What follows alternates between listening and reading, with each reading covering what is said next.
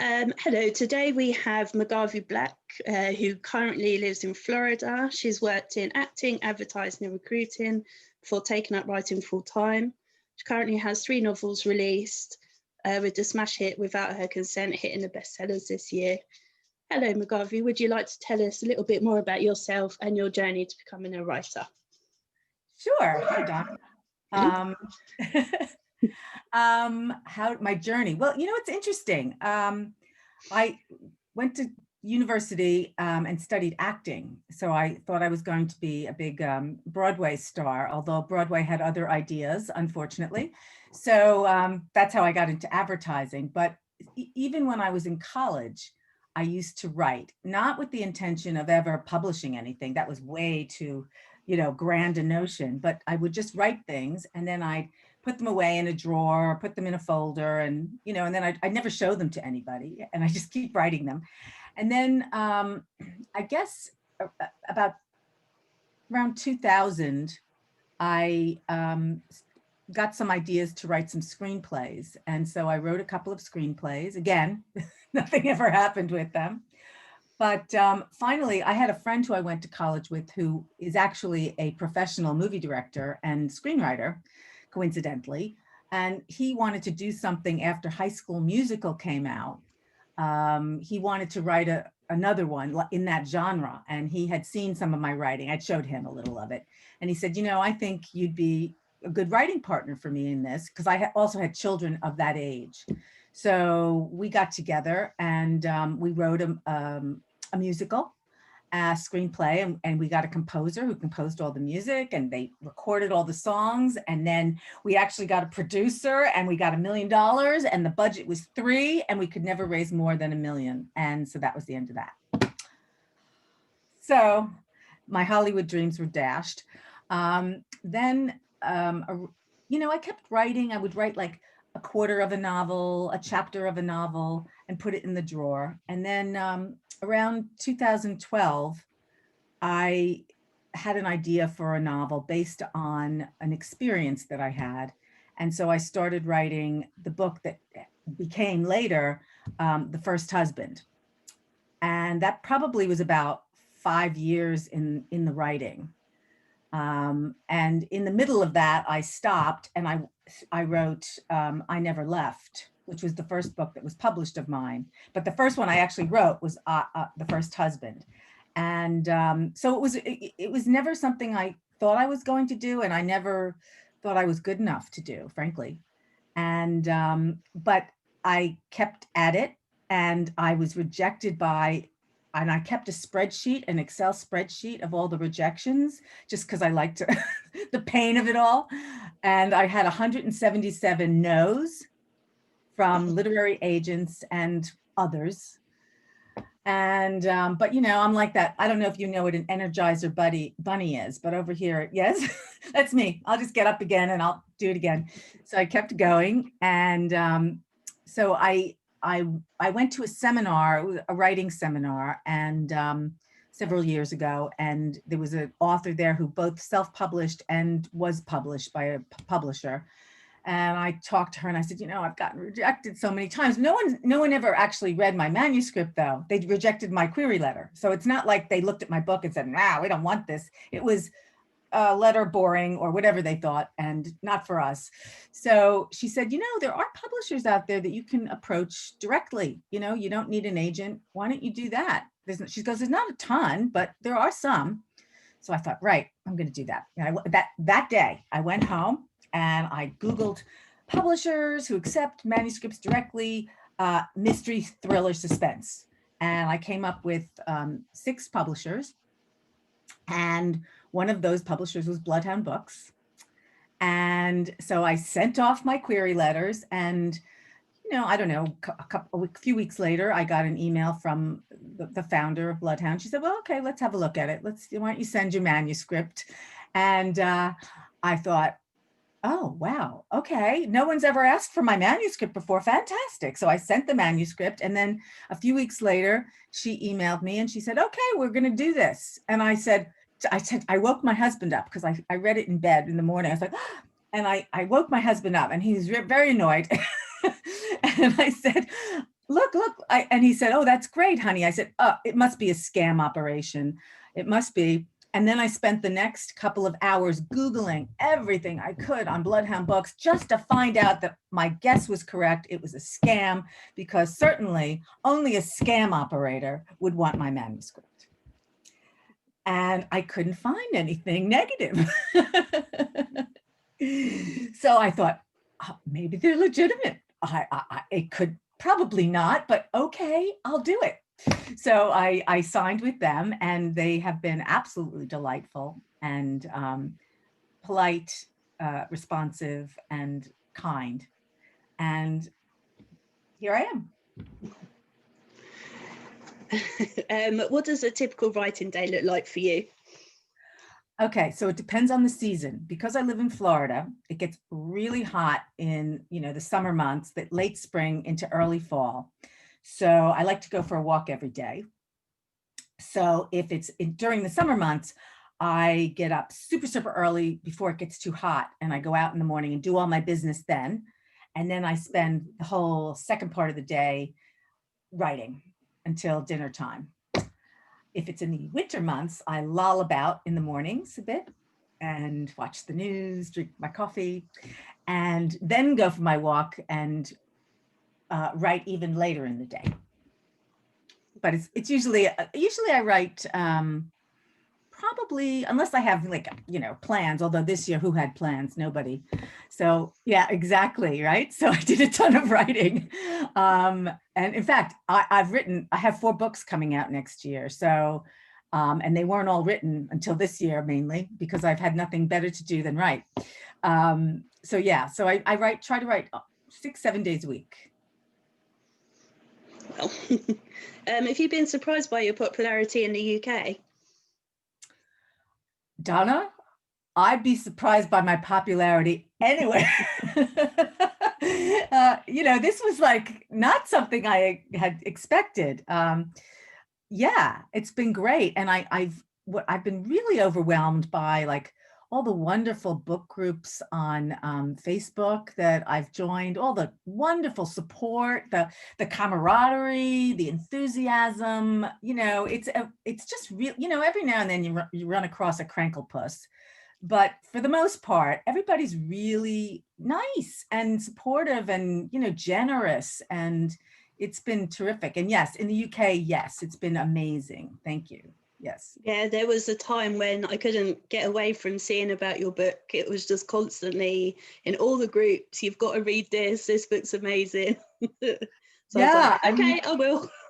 I remember I was, my husband and I went away for 2 weeks to North Carolina just to get out of our apartment, from COVID. And so we're in this cabin in the woods, and it was the week my book was coming out, and I was alone. He was in bed, and I was all by myself in the woods, and my book hit number 6 on UK Kindle. And I was like, I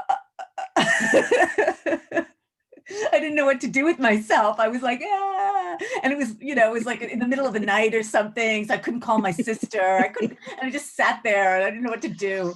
Very funny. Do you hide secret messages or jokes in your books that only a few people will get? Well, actually, yes, a little bit, but mainly they're only that I get. So yes, was it my first novel? I think it was either my first or my second one. One of the reviews on Amazon, and some of them can be so mean, they don't realize like that each time somebody does that, it's like an arrow into your heart. I mean, if you don't like it, just say, I didn't like it. That's enough. But anyway, somebody wrote, well, there was one that was really good and one that was really bad. And I used both of them in my novels. And one of the people that was mean called my novel, this was a grubby little novel. And it made me laugh though, because it was kind of funny. I mean, it wasn't meant to be funny. So in my new book that's coming out in February, we'll get to that in a bit, is a romantic comedy. She is a writer and she's being rejected, and she reads one of her rejection letters, and they say it's a grubby little novel or something like that. That's just my little joke to myself, but now it's to everybody. And then the other one that made me laugh, if you read the first husband. So somebody wrote in the reviews on Amazon, all they wrote was 5 stars, and then they wrote, "Karma bit her ass hard." And that just made me laugh because it really summed up the whole book. So I put that in another one of my books. I love it. Everyone's now going to be looking out for that line in the new one. Yeah. What's the most underrated book you've ever read? You know, I saw that question and I was really, I don't know. I mean, there are some books that I think were really great that I've read recently. You know, I read so much, like you, I read a ton. And so it's hard to remember them all, right? You're like, which one was that? How long ago did I read it? Yeah. Well, recently I read Patricia Dixon's Resistance. And I don't want to say it was underrated because it wasn't underrated, but I think that I found it to be, you know, parts of it were really great. And I think it should have had more people reading it. Maybe more people will, but I really liked it a lot. And I've actually encouraged her to do more on the World War II stuff, which I thought was the best part of the book. Yeah, it's one of my greatest sort of frustrations is I know all these great authors in these groups and especially Resistance is stunning, and they just don't get the recognition of like Lee Child and Stephen King, and you know there's so many great books out there that people aren't finding unless you're, you know, a crazy mad reader and then you find these groups. But yeah, Resistance is unbelievable. Yeah, I really liked it. So I would say, I don't want to say it's underrated, but it should have gotten more attention. I agree. And do you get a lot of feedback from readers? I do get the occasional fan email, which is kind of like, you know, the first time I got one, I said, what's this? Yeah, I do get feedback. I mean, a lot of them, you can see it in Goodreads or in Amazon, but sometimes people do send me emails, and most of it's been good, you know. What about on social media? And do you like talking to people on social media? I like this, you know, face to face where you can talk. I'm getting used to it. I mean, I've been on Facebook a long time because I worked in the internet space. So when Facebook first came out, I signed up like in 2003 or 2004. But yeah, I mean, Instagram, I've been trying to get my arm. It's a lot of work, the social media. It really is. You could, and what you have to be careful as a writer is not to be spending too much time doing that and not writing, because you could easily get sucked into the social media vortex. Yep. If you were to be a character in any book, who would you be? Oh, character in any book. Well, if you asked me that question when I was a kid, I would have said Scarlett O'Hara, but I don't feel that way anymore. A character in any book. Gosh, well, I quite like some of the old classics like Edith Wharton.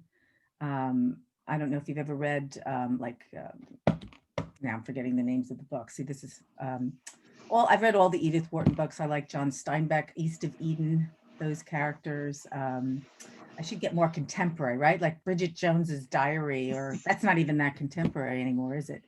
I think it is. Okay, well, I wouldn't say I want to be the character, but recent books that I've read that I've really liked is like Eleanor Oliphant.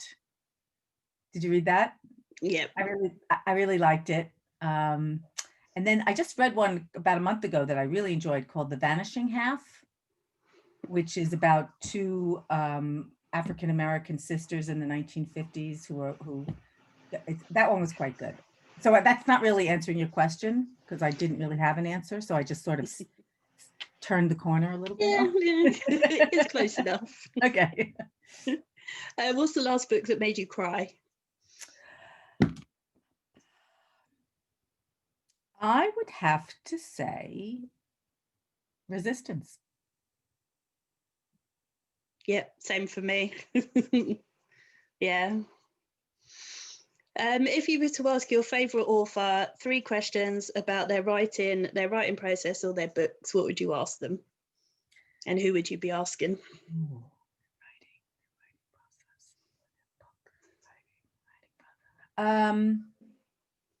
Probably their writing process. I think so I could learn something. And who would I ask? I quite like Wally Lamb, who wrote She's Come Undone and I Know This Much Is True. And I think they just did that on HBO, I think, the series. So I might want to talk to him, and that, or even like I don't know if you have this over in the UK, Masterclass. It's where you can take courses online with famous writers or directors. So they had this where you could sign up for a subscription, and I took classes with James Patterson, John Grisham, Neil Gaiman, what's her name, who wrote Margaret Atwood, and that I had that opportunity practically. I didn't get to ask questions, but I was able to be taught. They do it like 12 sessions with each author, and that was just amazing. And I learned so much. Wow, that sounds amazing. I think you sort of answered this, but would you consider writing in other genres? Yes. So I'm so glad you asked. So I love mysteries and suspense and thrillers. And then the other thing that I've always loved is romantic comedies. So, and given a choice of watching one or the other, I probably would gravitate towards romantic comedies. Give me Sleepless in Seattle, and I'll watch it anytime, or Love Actually. And so in fact, I mentioned earlier that I'd written a bunch of screenplays. They were all romantic comedies. And so I got this idea for a rom-com, and it's about a girl who is a writer, but she pays her bills from telemarketing. And on Valentine's Day Eve, she is doing a political survey, and she's got to complete it or else she will not get her bonus. And at the same time, she's going to be introduced to a guy at a Valentine's party, and she's got to get out of there. So she's got a lot of pressure on her, and nobody's answering the phone. Everybody keeps hanging up on her. Finally, a guy answers, and he agrees to do the survey, providing she answers all the questions first. And she doesn't want to do it, but that's his terms. And because of that, they wind up having this amazing conversation. And what should have been a 10-minute conversation becomes a 3-hour conversation, with both of them believing that the other one might be their soulmate. And just as they're about to exchange information, there's a massive power outage in Manhattan, and the call is lost. So that's kind of the setup. And it happened when I was on the phone with the telemarketer, and we were having a good conversation. I wasn't falling in love with them, but yeah. And so I thought, well, what is this person going to call me back? And my husband goes, no, it's a robocall. They don't know your number. I was like, oh, all right. But then I started thinking, well, what if this was like your soulmate? What if you finally found your soulmate and then you lost them? How would you find it? So while it's not a mystery, because I am a mystery writer, I wrote, it's all about them putting clues together based on the conversation they had to try to find each other. So, and it's coming out the week before Valentine's Day, and it is called The Fussy Virgin. Okay. I put a few questions on my Facebook group, British Crime Fiction, and Valerie Dickinson would like to know why you use a pen name. Oh, okay. So my real name is Moira McGarvey Black. McGarvey, I was born Moira McGarvey. And in America, Moira is not a common name. In fact, in my life, I've met 5. And so people mispronounce it. They think it's French, like Moira or Moira. It's always ruined. And so I thought, oh, okay, well, do I really I have a chance here to pick a new name? And so I thought, oh, well, maybe McGarvey Black, and then I don't have to be a girl or a boy. Nobody will know. And so Black is my married name. So it is actually my name. Okay.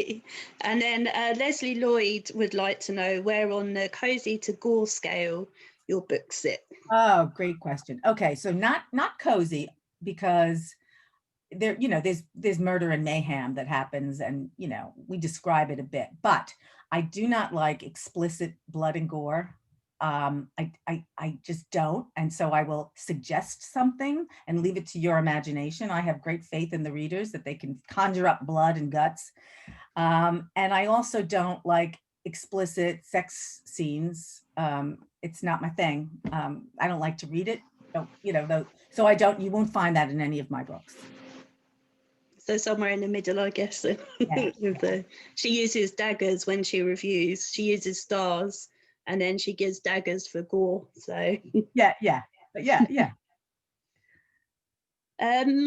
you have plans to come over to the UK when obviously this whole crazy situation is over? I do. I was very lucky that I was in the UK 2 years ago, after I signed with Bloodhound, I think after my first book came out, and I was able to go meet with them in person up in Cambridge, which was great. And so yes, I am coming back, and I've made so many friends in the UK since then, would love to meet with them. And I have a good friend who's getting married, and they've postponed their wedding because of COVID. So I am definitely coming over for the wedding. Amazing. Can you tell us something surprising about yourself? Well, when yes, and I'll relate it to one of my books. So years ago, I decided to quit my job and backpack around the world by myself, which at the time was very unusual in the United States. Not quite as unusual, I think, for Europe and Australians, but for here, people were like, "You're going to do what?" And I go, yeah. And people would say, "Really? Are you sure?" And so I did. And I was actually going to go with another girl. And then she turned out to be, she and I had very different ideas on what our trip was going to look like. So last minute, we decided, you go your way, I'll go mine. And then I was going alone.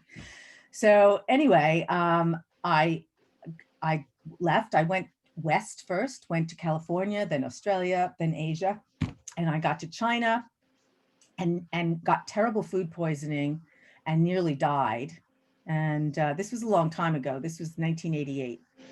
And there was no internet, and there was no cell phone. And I nearly died.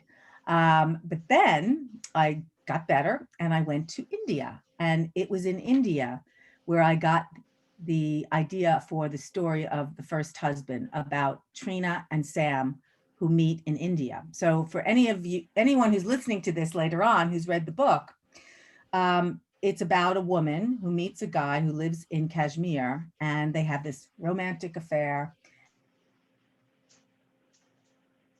And then to keep till she comes back for him, to make him feel like, she'll be back. And so I met a couple in India, and they had just gotten married. And I spent a week with them. We were all overbooked on flights, couldn't get out. And I spent a week in the same hotel with them, and we hung out. We went out for dinner and beers and everything else. And they told me their story about his family owning a houseboat and how they'd fallen in love, and he was Muslim and she was Christian, and it was forbidden love and all that good stuff. But then she came back for him, and they just had gotten married the week before. And then she told me about the locket and how he had given the locket back to her. And I thought, wow, that's so romantic. And then he left to go pick up her plane tickets. And I said to her, wow, it's amazing you met your soulmate here in India. Who would have thought? And she looked at me and she said, he's not my soulmate. When I leave tonight on a plane, I'm never coming back. And I said, but, and she said, and I said, what if he gets out of India? She goes, he won't. He's too poor. And I said, but what if you want to marry someone else? She goes, then I will. And I thought, oh my God. Well, I never saw her again. I went my way, she went hers. But that story stuck with me all these years. And that was the basis for the story of The First Husband. Wow, that's amazing. So it was really true. That really happened. Wow, that's crazy. Yes, I know. You said that you've written all over the years and screenplays and everything. Have you got any plans to try and publish them now that you've got a publisher? And Very good question.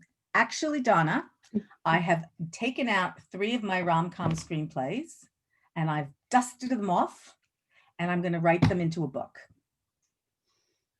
And then the other thing I'm working on is I am actually part of a group of 4.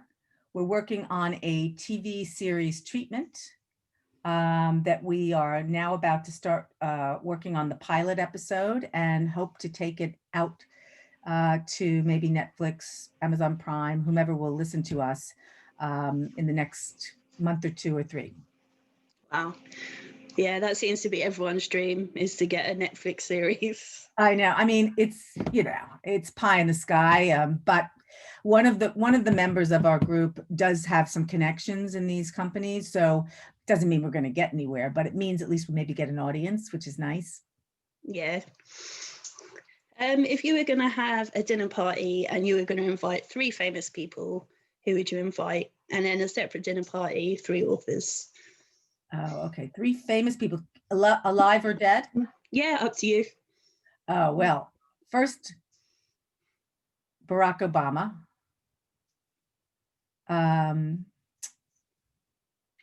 These may not resonate with the UK folks, but I quite like Eleanor Roosevelt.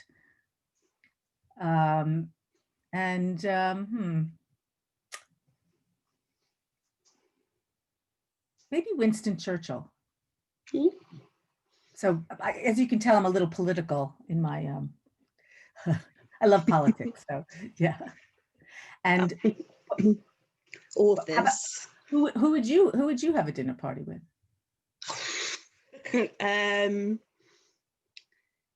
Barack Obama, definitely. I think he's amazing.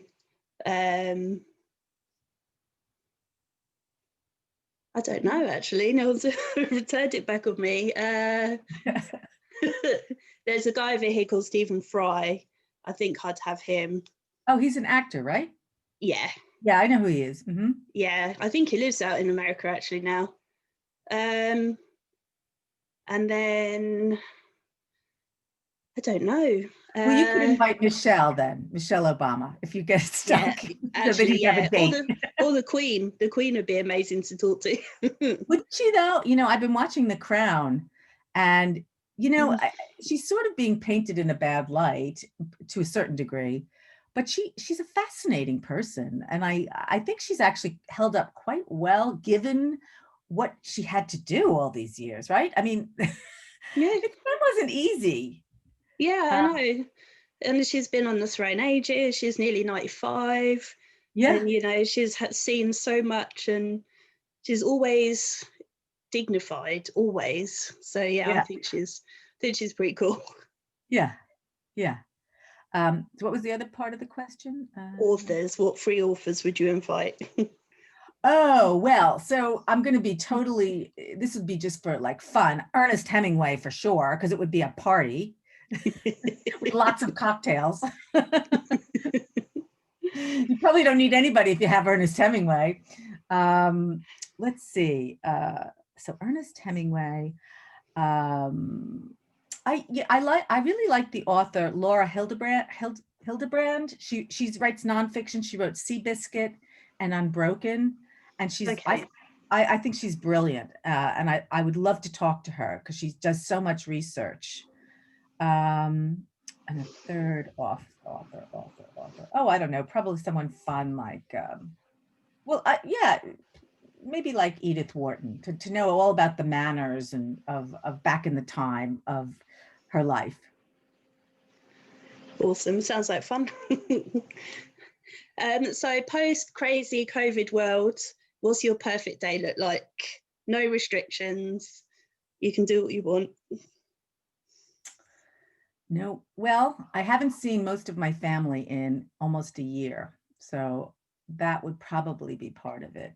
I think it would be, I know what it would be. It would be a big Thanksgiving party with my entire family. I have a very big family, and usually Thanksgiving or Christmas used to be at my house, would always be anywhere from 20 to 28 people. So I think it would be a Thanksgiving holiday day. Yeah, we don't really have that, so we're usually quite jealous when you have that. Oh, you should do it. It's really fun. And it's really fun, and it kind of gets you going for the holiday season. Like our holiday season really starts in November. We go for a full 6 weeks on that. That's why we're so spent. By New Year's Eve, we're like, ah. Yeah, we just celebrate the fact that someone didn't manage to blow up the Houses of Parliament and then it's Christmas. We're a weird bunch. But it's fun.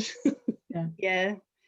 It's quite nice at the minute, actually, all the lights and stuff up. Everyone put them up early this year because it's crazy. So, yeah, it's get a fun. little cheer, a little festivity going. Definitely. Yeah. You said you'd written 4 books this year. So, what have you got coming up next? Okay, so I told you about The Fussy Virgin. That's coming. And by the way, the most risque part of that book is the title. It's pretty G-rated for the most part. You could let a kid read it. So then I have, I'm working on a COVID story. Okay. And I can't remember what month we talked about having that come out. I want to say May, maybe. I have to look, but yeah, so it's a story about, it's really not about COVID, but it's about a serial killer loose in Manhattan during COVID, and the challenge that the police have with catching him because everybody's wearing a mask. Okay. Awesome. And then I have another book that is about, it's a tale of redemption. It's not a mystery. It's not a rom-com. It's called Eddie Gamble's Last Chance. And it's about a guy whose life didn't turn out the way he thought it was going to go. And kind of because of all of his own really bad decisions, he has really nobody to blame but himself.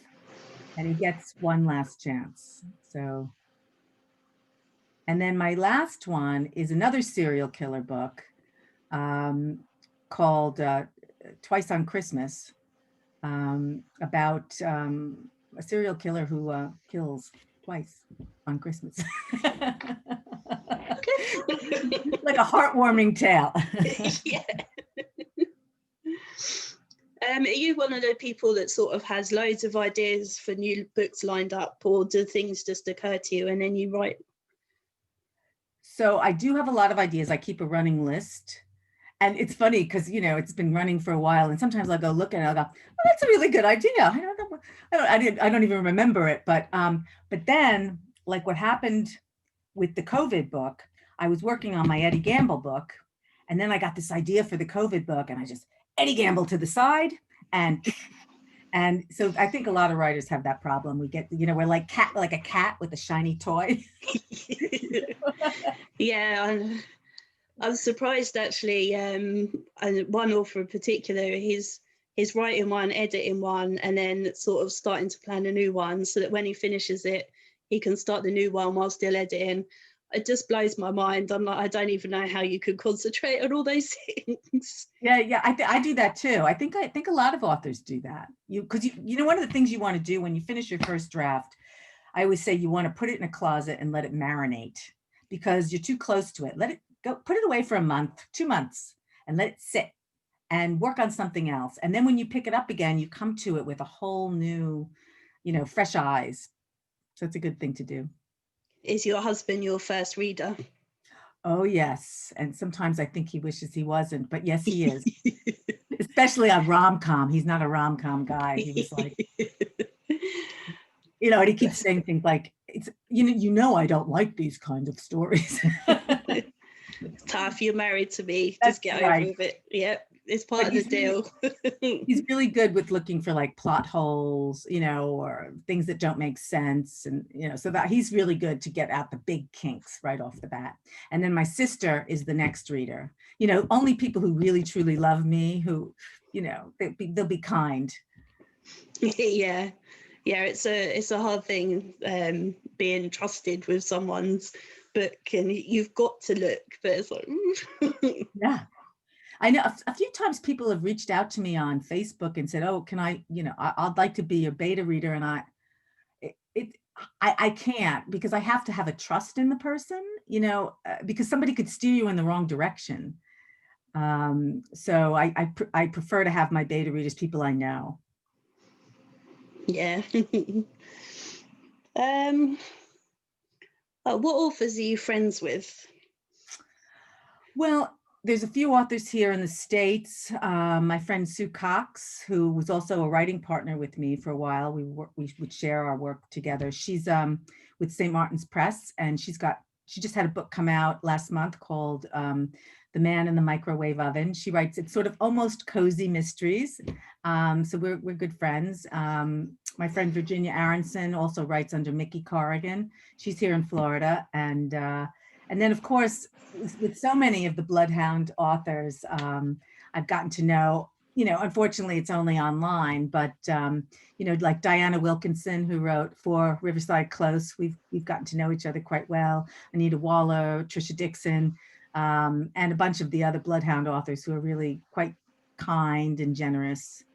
And Anita in particular, because she was very nice to me before my first book was published. She's like, there, I'll walk you through it. She was very, very kind. Yeah, she's cool. I'm in her art group, so yeah, I'm lucky I get to read her books first. I think that's all I had to ask. All right. Yeah. Well, just the only question I have left is, where can we find out more about you and your books?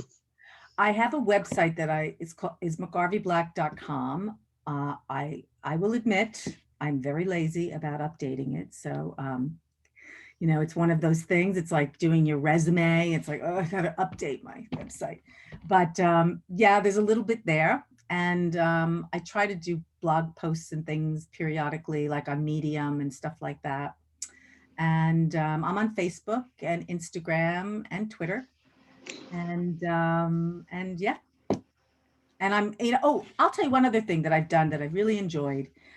Some book clubs have reached out to me over the last couple of years, and I've done Zoom book club meetings, and I've had a lot of fun. And I just did one last week in Scotland with a big group there, and they were lovely and asked great questions. The thing I love about book clubs is they ask questions about the book that I never even thought of. I'm like, wow.